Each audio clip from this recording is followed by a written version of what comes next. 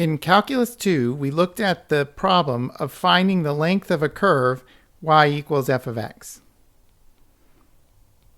Because we didn't understand how to find the length of something that's curvy, we broke up that curve into short line segments. That allowed us to approximate the length of the curve over short distances, and then we could sum those all up to find an approximation for the total length of the curve. Now, if we used more line segments, then those line segments would more accurately describe the curve, and so we would get a better approximation. Eventually, this led us to an integral that represented the exact length of the curve. Now, we would like to look at a parametric curve where every point is specified by x of t, y of t. And we would like to do the same process to find a formula for the length of that parametric curve. So let's look at the details. So to find the arc length of a parametric curve, we're going to consider a curve given by x equals x of t and y equals y of t from t equals a to t equals b. Now here we're going to have to divide up the time interval into n intervals. And each one of those intervals will have a length. We'll call that length delta t. And then we're going to have a sequence of points. The first point being t0, which is a, and then a t1, t2, etc., all the way down to b, which is t sub n. And that will allow us to break up our curve into line segments, as I'm drawing here.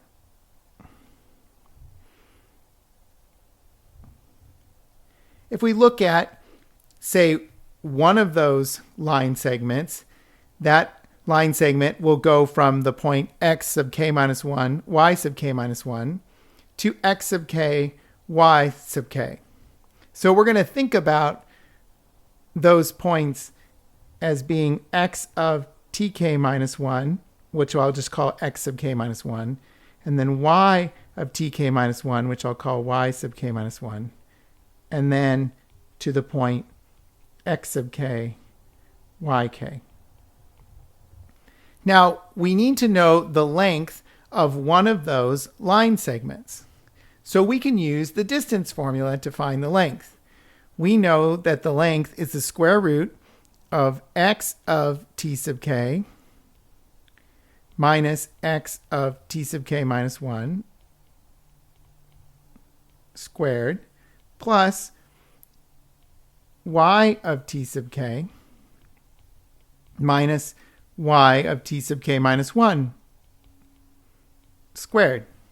So we're just applying the distance formula. Now what we're going to want to do is sum up all of those line segments. And so we're going to sum up all of those distances. So here we're going to take the sum of the square root of x of t sub k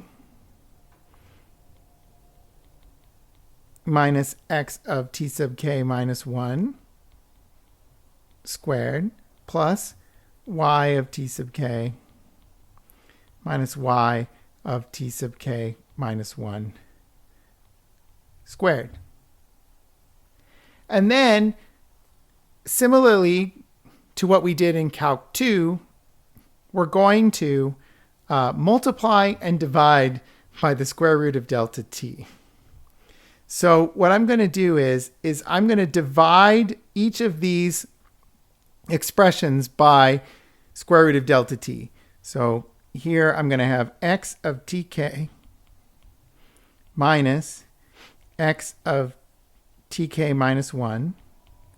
And then I'm going to divide that by delta t. And then that whole quantity is going to get squared.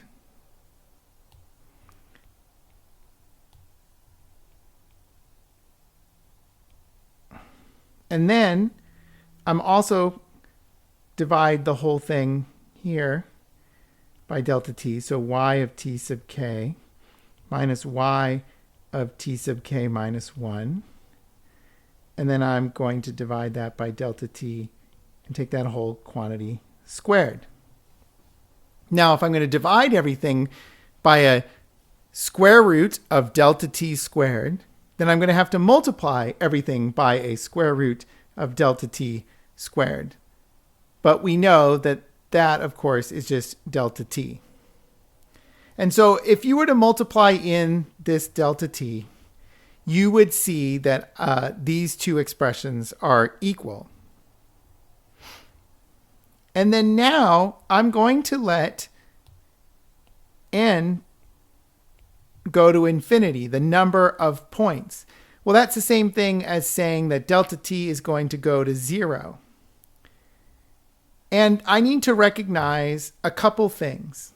Okay, the first thing that I want to recognize here is I want to recognize that the expressions in the square root, they look like derivatives. In fact, if I have the square root here,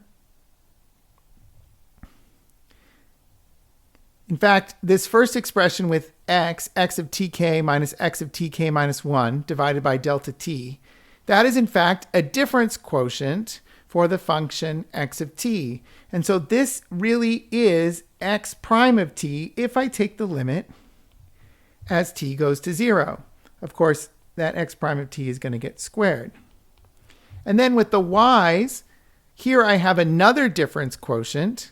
That difference quotient, as delta t goes to 0, is in fact going to be y prime of t, which is, of course, squared. So that's the first thing that I'm going to notice with this limit. But the second thing that I'm going to notice is that I have a sum of a very complicated function times delta t. So I have a sum that ranges over many t values that are spaced delta t apart, and I'm summing that object times delta t. This thing is in fact a Riemann sum.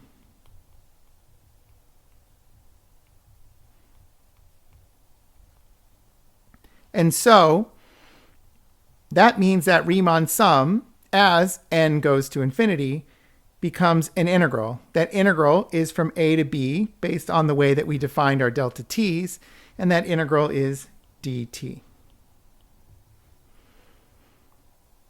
And so if we take the limit of this process where we basically broke up our curve into line segments, that gives us an integral that represents the exact length of the curve.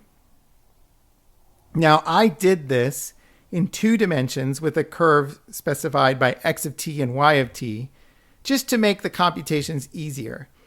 But the same distance formula applies in 3 dimensions, and so we can, in fact, define the arc length. That arc length we're going to call s, of a parametric curve given by x equals x of t, y equals y of t, and z equals z of t, from t equals a to t equals b, as the integral from a to b of the square root of the sum of the squares of the derivatives of x, y, and z. Now, in fact, that square root of the sum of the squares of the derivatives, that's actually the length of the derivative of r of t. So here, r of t, we're going to think of as being x of t, y of t, z of t. And so if we take the derivative of r of t and take the length, that's exactly what appears inside the integral. So this expression, the length of r prime of t, is the length of what we had referred to as the velocity vector. So we see here that if we integrate the length of the velocity vector from A to B, that's going to give us the arc length. But there's another interpretation for the length of the velocity vector. We can think of the length of velocity vector as being v of t, which we call the speed at which an object is moving.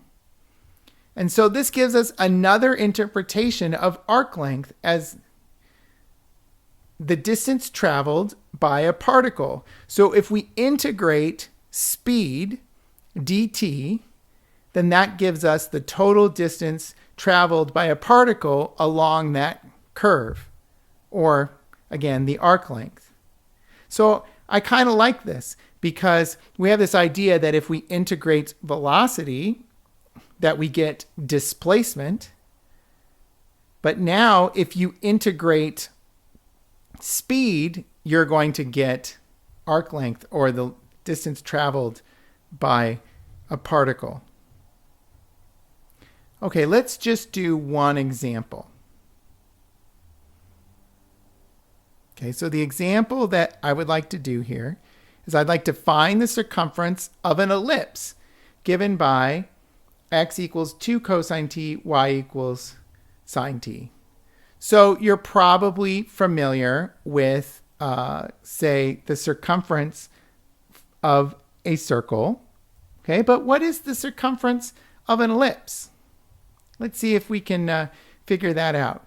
So we have the curve. It's x equals 2 cosine t, y equals sine t. That's a parametric equation for the ellipse. And so then we're going to find the derivatives. What are x prime of t, which is negative 2 sine t, and y prime of t, which is cosine t. And then we're going to look at the length of that velocity curve. Okay, so the speed, okay, which is the length of my velocity curve, that's going to be the square root of x prime of t squared plus y prime of t squared.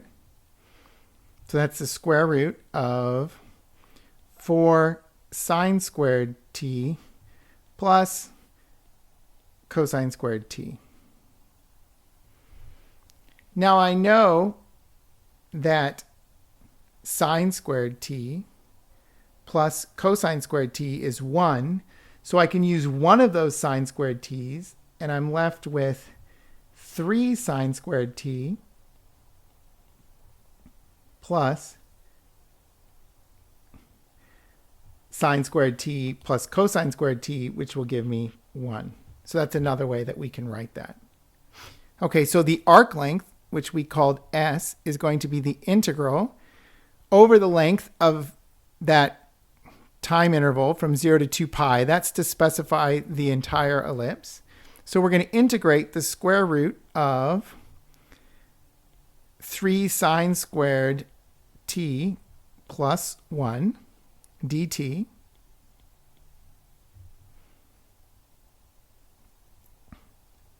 And then I have to do that integral. And in fact, that's actually a really, really tough integral to do. I can't think of an algebraic method for doing that integral. So in fact, we would have to do some sort of numerical approximation. So this integral here must be done using a numerical approximation. So those approximations could be left and right hand sums, trapezoid, midpoint rules, maybe Simpson's rule. If you used a calculator, you can get 9.688. And so that is the circumference of an ellipse that's given by that parameterization.